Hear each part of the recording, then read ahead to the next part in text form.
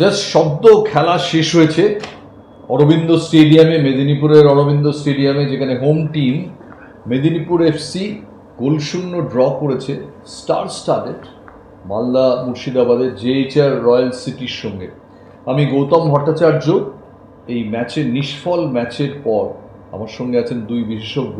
আমি সত্যি জিজ্ঞেস করতে চাই যে টুর্নামেন্টে 20 ম্যাচে 53 গোল হয়েছিল, আজকে 21তম ম্যাচে স্পেশালি একটা স্টার স্টাডেড ফরওয়ার্ড লাইন নিয়ে জেএইচআর মালদা রয়্যাল সিটিকে কি করে আটকে দিল এফসি মেদিনীপুর। আমি বিকাশ পাজির কাছে প্রথম যেতে চাই, যে কি মনে হয় ম্যাচটা এরকমভাবে ঢলে পড়লো কেন?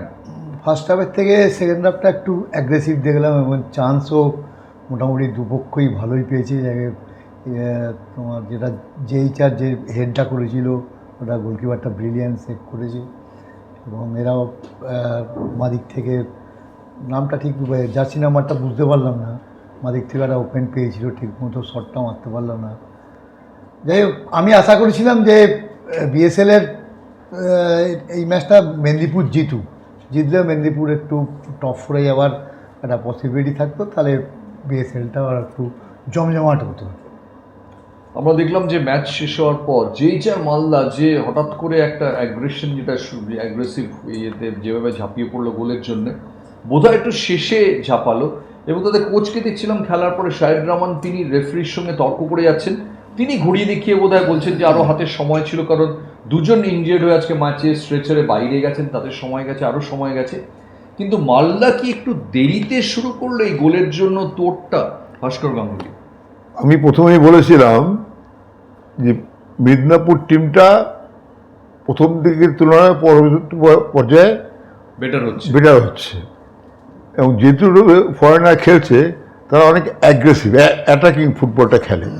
কখনোই বোঝা যায়নি যে মেদিনীপুর ড্রয়ের জন্য খেলছে। দু দলই দুটো করে চান্স পেয়েছে গোল করার, দুটো ক্ষেত্রেই গোলকিপারদের দক্ষতায় গোল হয়নি। ম্যাচটা পর্যালোচনা করা যায়, তা দেখা যাবে ফাউলের আধিক্য বেশি ছিল দুপক্ষের মধ্যেই। হয়তো মাঠে শুয়ে পড়ছিল, খেলার তাল নষ্ট হয়ে যাচ্ছিল, তার মধ্যেও খেলার মধ্যে স্পিডটা ছিল সবচেয়ে বড় ব্যাপার। যে থেকে সবচেয়ে বেশি আশা করা গেছিল মালদা মুর্শিদাবাদের রবি হাসদা এবং জোটার ওপর টিমটা বড্ড বেশি ডিপেন্ডেন্ট, কিন্তু আজকে ওরা দুজনই সম্পূর্ণরূপে ব্যর্থ হয়েছে। ব্যর্থ হয়েছে বলার চেয়ে বলা ভালো, মেদিনীপুর যে ডিফেন্ডাররা ওদেরকে খুব কন্ট্রোলে রেখেছে, কোনো নড়াচড়া করতে দেয়নি। তার মধ্যেও শেষের দিকে যেটা একটা মাইনাস সুযোগ পেয়ে টাচ টু গোল ছিল, করতে পারেনি। এইগুলো গোল যদি কনভার্ট না করতে পারে তাহলে সেই টিমে জেতা খুব মুশকিল। এবং মেদিনীপুরকে সাধুবাদ জানাবো, তারা আজকের দিনে যে 1 পয়েন্টের জন্য কিন্তু খেলেনি, তারা ওপেন অ্যাটাক করেছে, যখনই পেরেছে ওপেন গেছে।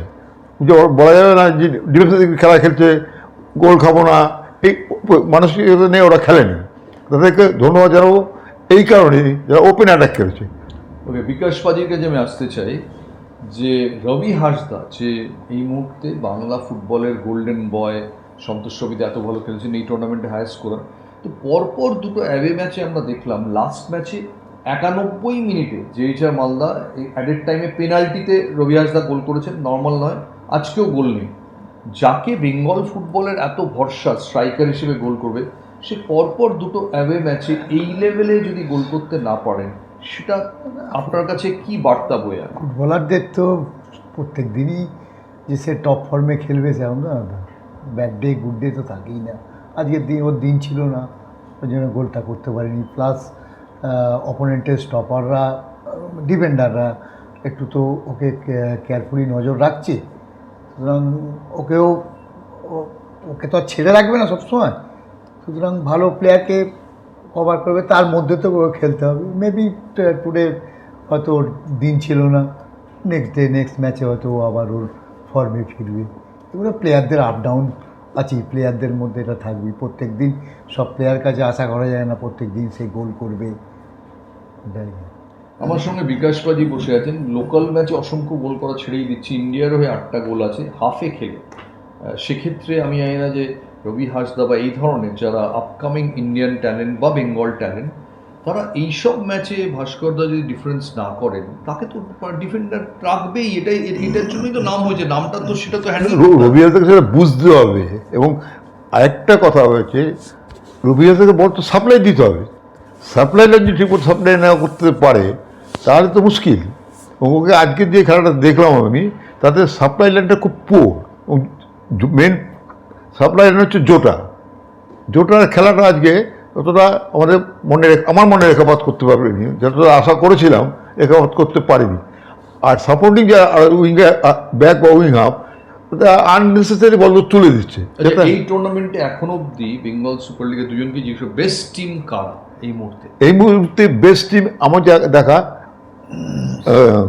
সুন্দরবন। আমার সুন্দর দুজনেরই বেস্ট টিম, দুজন এক্সপার্টই বলছেন সুন্দরবন। কারণ সেকেন্ড টিম যদি বেছে নিতে হয় কোনটা বেছে? হাওড়া হুগলি। সেকেন্ড হাওড়া হুগলি। এই যে টিমটা আজকে খেললো ওরা সেকেন্ড টিম না, আমি হাওড়াকে রাখছি। হাওড়া, হ্যাঁ। সমস্ত এক্সপার্ট, আমাদের দুজন এক্সপার্ট যা বলছেন মোটামুটি একই কথা বলছেন। অর্থাৎ বলছেন যে সুন্দরবন হচ্ছে এখন অবধি ওদের বিচারে 1 নম্বর, সেকেন্ড হচ্ছে হাওড়া হুগলি, থার্ড জিএইচআর মালদা। আমি এখন পর্যন্ত 5টা ম্যাচ হয়েছে, 14টা ম্যাচ খেলতে হবে। আমি নর্থ বেঙ্গল ফুটবল ক্লাবকে ছোটো করছি না, আর নর্থ 24 পরগনা ছোটো করছি না। এদেরও চান্স আছে মানে লাস্ট 4-এ যাওয়ার। এই 5টা টিমের মধ্যে দিয়ে লাস্ট 4 হবে। আমরা চাইছিলাম যে বর্ধমান আর আমি দুটো টিম একটু কয়েকটা ম্যাচ জিতলে তাহলে আরো জৌলস বাড়ত। আরেকটা কথা বলি, কোথাও মেদিনীপুর যদি আগে জিততো তাহলে টুর্নামেন্টটা জমে যেত। একদম 7 পয়েন্ট হয়ে যেত, 3টে টিম 7 পয়েন্ট থাকতো। আমরা চাই টিম টুর্নামেন্ট জমে যায়, আপাতত জমে গেছে। কিন্তু যেটা সবচেয়ে বড় ব্যাপার, এই টুর্নামেন্ট থেকে আন্ডার-19 যে প্লেয়ারগুলো খেলছে তারা কিন্তু অনেক ভালো খেলছে। সব টিমে আন্ডার-19 ছেলেগুলো মোটামুটি রেখাপাত করছে ওকে। অর্থাৎ বেঙ্গল সুপার লিগ যে উদ্দেশ্য নিয়ে উদ্যোক্তারা শুরু করেছেন, অর্থাৎ হারানো স্বপ্নের খোঁজ, হারানো জেলা ফুটবলার তুলে আনা, হারানো মফস্বলের ছেলে তুলে আনা, হারানো শহরতলির ছেলে তুলে আনা, এই দুজন বিশেষজ্ঞই মনে হচ্ছে যে আন্ডার-19 পর্যায়ে কিন্তু কিছুটা রেখাপাত করছেন। আরও টুর্নামেন্ট যত এগোবে তত আমরা বুঝতে পারবো যে আমরা কোথায় গিয়ে পৌঁছচ্ছি। আন্ডার-19 ছেলেদের কথা আমরা বলছিলাম, তাদের প্রশংসা তো আমরা করবোই। আরেকটা কথা বলতে চাই যে আজকে এইরকম বোধহয় শহরে এবং এই রাজ্যের সম্ভবত শীতলতম দিন আজকে। প্রচণ্ড হাওয়া কুয়াশা সকাল থেকে, তার মধ্যে খোলা স্টেডিয়ামে মেদিনীপুরে এত দর্শক এসেছিলেন। এটা থেকে বোঝা যায় যে টুর্নামেন্টটা মানুষ জেলায় কিভাবে নিয়েছেন। নইলে এইরকম ঠান্ডার মধ্যে এত লোক আসছেন না। এবং স্পেশালি মনে রাখতে হবে যে হোম টিম তারা কিন্তু টুর্নামেন্টে এখন অবধি সেরকম কিছু খেলছে না, তাই তাদের সাপোর্ট করার জন্য, ভালো ফুটবলের জন্য এত লোক এসেছেন। এটা একটা বেঙ্গল সুপার লিগের খুব ভালো বিজ্ঞাপন। আজকের মতো এখানেই শেষ করি, কালকে আবার একই সময় আপনাদের সঙ্গে আসবো। অনেক ধন্যবাদ।